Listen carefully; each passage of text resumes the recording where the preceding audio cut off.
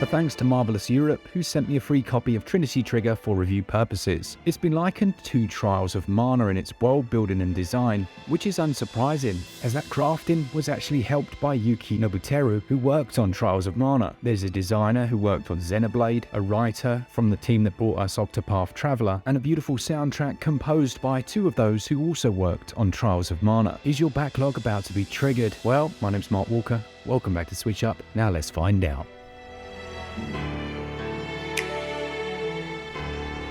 Trinity Trigger is set in a world where the gods of order and chaos are in constant conflict. Generations pass and the world thinks everything's moved on. But no, this is where you and your slightly unlikely bunch of companions come in. The burden of responsibility is thrust upon you when you, Scion, discover you're actually a warrior of chaos, and those titular triggers are actually weapons that rained down eons ago, who can be summoned by one such as yourself. And these summoned creatures, the triggers, can transform into up to 8 different weapons that you'll find and unlock throughout your quest.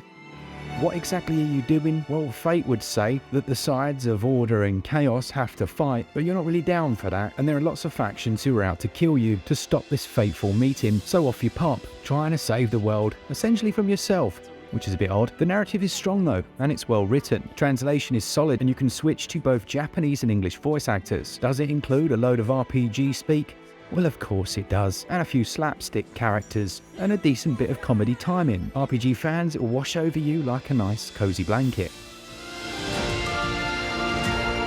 You can freely control one of the 3 characters, switching between them whenever you want. They each have their own triggers, with new ones being unlocked at certain shrines. In classic RPG fare, and that's exactly what this is, a classic 90s style RPG, you'll have a series of main and side quests. These are all accessible within your journal, and you'll move between a number of different towns across a large world map.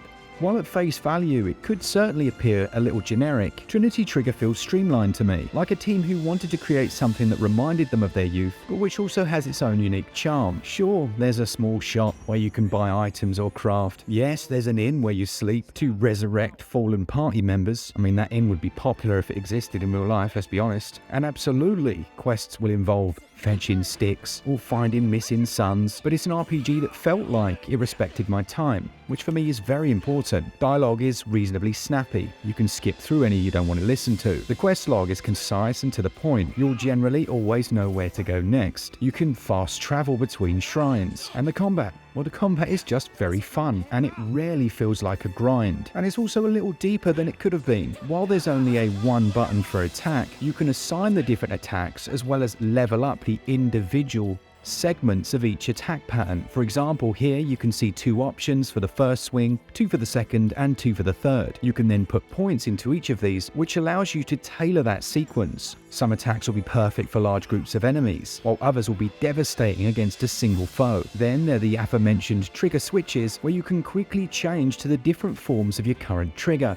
It might sound complicated, but it basically means you can morph that sword into a bow, or into a pair of boxing gloves, or how about a giant axe? Different companions will have different triggers, and what this means is that although combat on the surface is quite simplistic, it's kept fresh, a bit like Monster Hunter, through the sheer variety of weapons that there are to master and use. Now, aside from your attack, you do have a dodge move, and if you time it at just the right moment of attack, it will refill your synchro bar. Synchro is essentially a fancy word for stamina, and if this is too low, your attacks will do next to no damage. Now, while I really enjoy the action combat, I don't so much enjoy the AI of your teammates. To say it's not the brightest is a bit of an understatement. Sometimes it's fine, but at others, it will just stand in a very obvious attack sphere. What this means for the player though is that you have to be on your toes. If you see them stood in the wrong place, quickly switching to them and rolling out of the way will become essential to survive. Sure, you can resurrect them, but those potions are expensive, and you'll need to make sure you're stocked up, which will get more than their fair share of use. For me, the real trinity in any RPG is the story, the combat, and the control. And Trinity Trigger has those first 2 dialed. But there's an ace up its sleeve as far as control goes, and that's co-op play. No multi-tap accessory required. I'm looking at you, Secret of Mana. Here, you simply go into the menu, and after selecting 2 or 3 player, you can throw a controller at a slightly begrudging wife and hope she helps you to victory, while quickly quickly realizing you probably would have survived longer with a controller in each hand.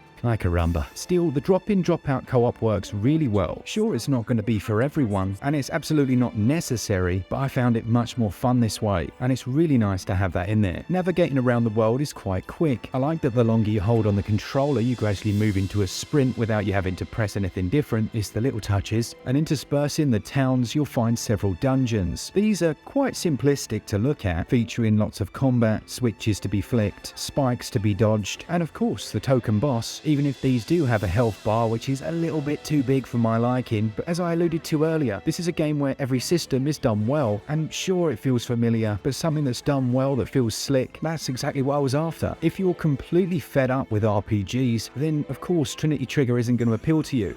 Does it do anything new? Not really, bar a few control options and systems. It even has its version of materia, which allow you to slot these gems into weapons and improve their abilities. There's a crafting system, but most important to me, I think, was that I actually liked the characters, and I was intrigued as to how they would resolve this without all dying. For me, gameplay scores 17 out of 20. Controls are smartly designed, but the AI, yeah, not so much. Overall, they score 16 out of 20.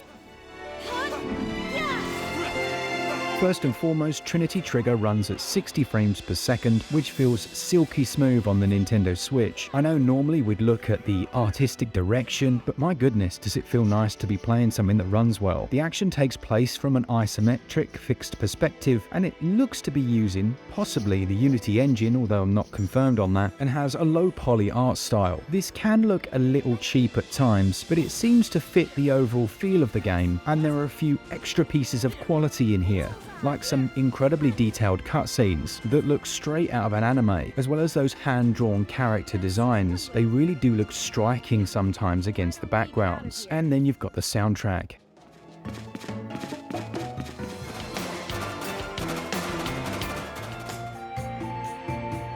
Hiroki Kikuta and Yuki Nobuteru of the Trials of Mana series clearly know what they're doing in that regard, with the options of both English and Japanese voices, as well as on-screen translations. They've covered all bases. Characters can be a bit irritatingly verbal during combat, and not having an option to turn that down without turning down the voice actors in cutscenes is a little bit of a missed opportunity. But overall, I would give visuals and performance 17 out of 20, sound and audio scores 18 out of 20. Trinity Trigger is going to set you back £44.99 or your regional equivalent, and has a 2.93GB download. As far as runtime, you're looking at anywhere between 25 and 35 hours depending on how many of those side quests you decide to tackle. It feels like a polished, well-presented RPG on Switch that doesn't necessarily try and reinvent the wheel. Value scores 17 out of 20.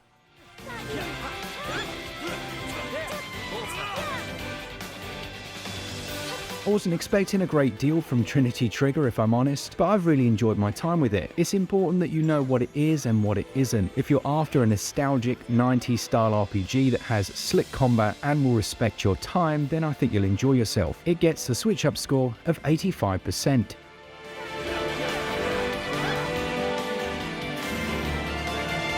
Yeah, really enjoyed that, especially in co-op, although I could do with upgrading my co-op companions. No offense, wife.